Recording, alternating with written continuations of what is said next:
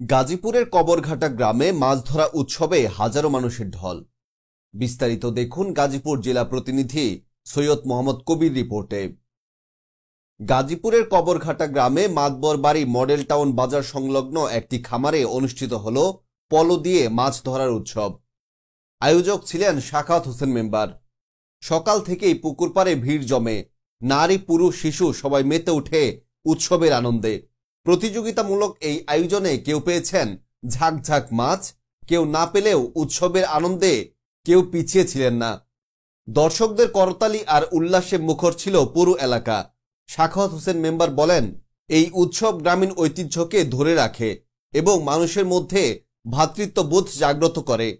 দিনভর কেটেছে মিলন মেলা, হাসি, আনন্দ আর উৎসবের আমেজে।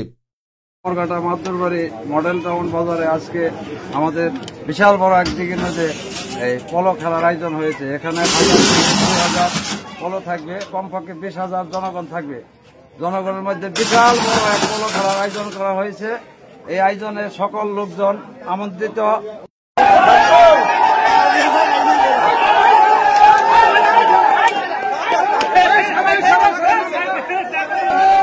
আসসালামু আলাইকুম রহমতুল্লাহি ওয়া বারাকাতুহু।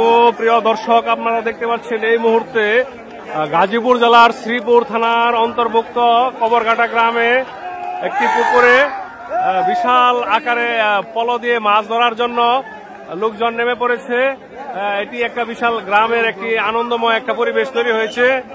এখানে হাজার হাজার দর্শক জনগোষ্ঠী এবং যারা পলো দিয়ে মাছ মারে তাদের উপস্থিতি লক্ষ্য করা যাচ্ছে। আপনারা ভিডিওটি দেখতে থাকুন, আশা করি আপনাদের অনেক ভালো লাগবে।